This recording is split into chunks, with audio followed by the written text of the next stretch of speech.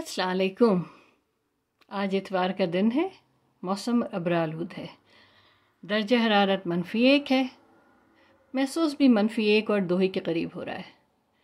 बहुत खूबसूरत मौसम है। गर्मी में होता तो शानदार था, सर्दी में देख के ज़रा सर्दी ज़्यादा लगने लगती है।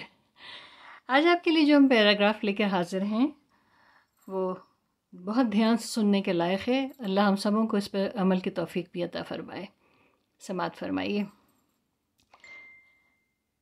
एक शख्स इब्राहिम बिन अदहम के पास हाजिर हुआ और उनसे कहा कि मैंने बहुत गुनाह किए हैं। आपसे दरख्वास्त है कि आप मुझे नसीहत फरमा दें कि आइंदा मेरा नफ्स मुझे गुनाह पर आमादा ना कर सके।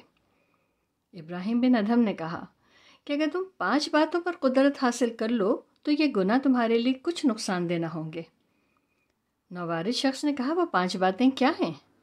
इब्राहिम बिन अदहम ने कहा कि पहली बात तो ये है कि अगर अल्लाह की नाफरमानी का इरादा हो तो उसका पैदा किया हुआ रिस्क ना खाओ। नौवारिद शख्स ने कहा कि फिर मैं क्या खाऊं जबकि सारा रिस्क तो उसी का पैदा किया हुआ है।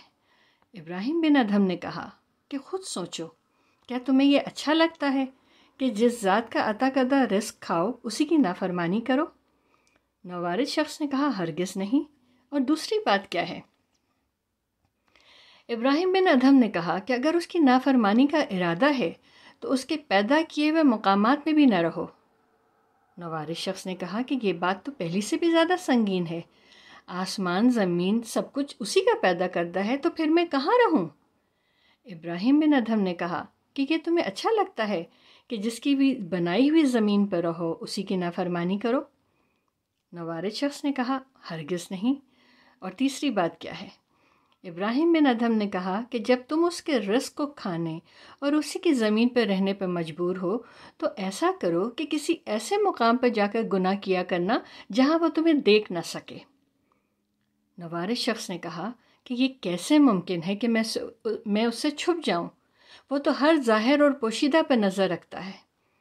इब्राहिम बिन अदहम ने कहा कि ए अल्लाह के बंदे, क्या तुम्हें यह गवारा है कि तुम उसी का पैदा किया हुआ रिस्क खाओ, उसी की बनाई हुई ज़मीन पे रहो और उसी को दिखाकर गुनाह करो? नवारिद शख्स ने कहा, हरगिज़ नहीं, हरगिज़ नहीं। चौथी बात क्या है?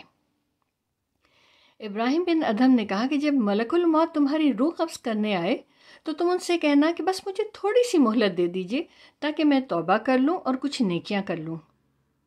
नवारिद शख्स ने कहा, वो हरगिज़ नहीं मानेंगे।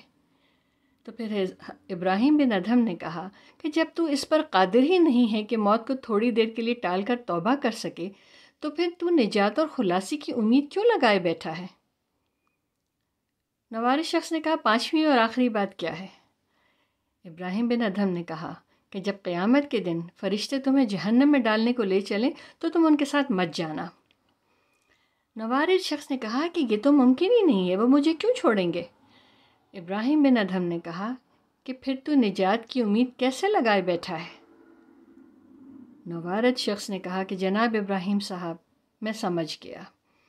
मैं अल्लाह से माफ़ी चाहता हूँ और उसके हुजूर तौबा करता हूँ। इसके बाद वो शख्स इबादत में ऐसा लगा कि मौत के अलावा कोई दूसरी चीज़ उसको इबादत से जुदा न कर सकी।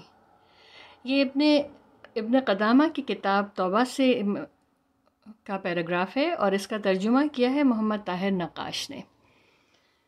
दुआ यही है कि अल्लाह हम सबों को भी इसकी तौफीक अता फ़रमाए और हम लोगों को तौबतुन नसूह की हिदायत दे दे। खुश रहिए, खुश रखिए, अपना ख्याल रखिए। अल्लाह हाफ़िज़।